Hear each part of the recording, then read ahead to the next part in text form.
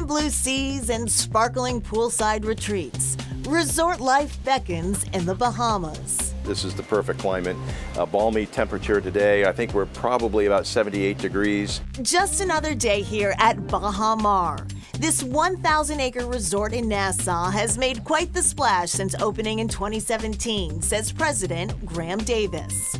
We have had over 600,000 unique visitors come here to Baha Mar every year, and it just continues to grow. A dizzying array of amenities also make this getaway a favorite of celebrities and reality TV stars. There are 3 hotels here with a total of 2,300 rooms, a golf course, 45 bars and restaurants, not to mention luxury boutiques. And the largest casino in the Caribbean, all 100,000 square feet of it. All set in the most breathtaking place on earth here in the Bahamas, on one of the most magnificent beaches here, Cable Beach. At the center of Baha Mar is Baha Bay, a 15-acre water park. This $200 million water park boasts rides and slides for the brave and the faint-hearted.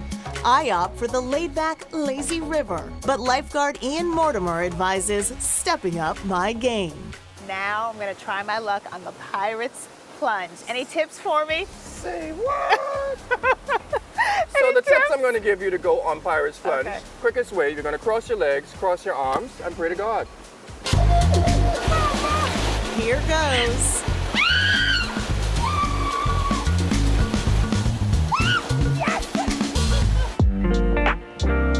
All this activity also brings in locals who shop, play, and dine at Baha Mar.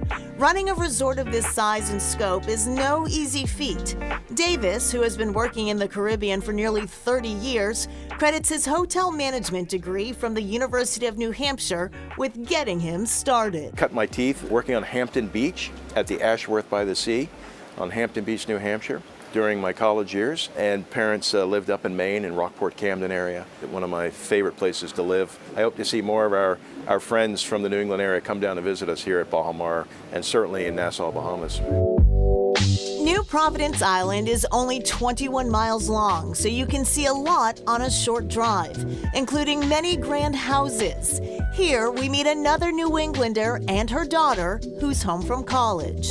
I was born in Concord and I grew up in Acton, Massachusetts, and then later I went to UMass for my undergraduate degree. I'm still in Massachusetts to the core, and it's still my home, and I still go back there every year to see my family. Welcome to the official residence of the U.S. Ambassador to the Bahamas. Usha Pitts is the embassy's chargé d'affaires. It really just means that I'm like the substitute teacher of the embassy. We don't have an ambassador. So I was hired as the number 2. So I conduct all of our foreign policy, all of our foreign relations. And you know, the United States government, we have our fingers in a lot of pots. So we do everything from commercial aviation to agricultural programs. Pitts has been a diplomat for 25 years. Bahamians are warm and friendly, and the hospitality is amazing. It's a safe country, too. I've served in a lot of other countries in the world, and often that relationship between the U.S. government and the host government is often kind of, you know, it can be a little bit dicey sometimes. And so serving in a country like the Bahamas that is an established democracy, an ally of the United States, it's just been a really refreshing experience. We finish the day with a Bahamian challenge, suiting up for the country's national sport, cricket. This is heavy. The Haynes Oval is the practice field for the Bahamas Cricket Association's national team. Bounces first. Exactly. That's why I have pads on. Yeah. Oh, Mark Taylor is team captain. He explains a few basics of this sport, which dates back to 17th century England. Cricket field is oval. And you know, in baseball, they have a foul territory. If you don't have a foul territory, you can hit the ball wherever you want. Baseball, you run bases, but in cricket, you run from one section to the next, back and forth. Sandeep Goud plays the position of all-rounder. He grew up playing cricket in India. Not many people actually know, after soccer, cricket is the next most watched sport in the world. I want to play. You want to play? I want to play. And if something goes awry, at least Dr. Goud is here. Turns out he's an orthopedic surgeon specializing in sports medicine. My whole team, each one of them is from a different profession. So we come together, play on the weekends, and then now we're fighting for a spot to the World Cup to play in the US next year. It's a dream, you know, for me to represent a country that I love the sport in. It takes a few tries, but I managed to go big before going home. Oh, oh, oh, oh. Right there, right there.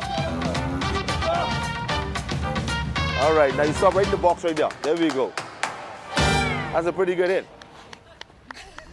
Now, as bright as your future may be in cricket, I know. We have some breaking There's news. some talent. Since your visit, cricket has been replaced by sailing as the official national sport of the Bahamas. Yes, supporters say that sailing has helped define the history of the Bahamas, from travel to trade.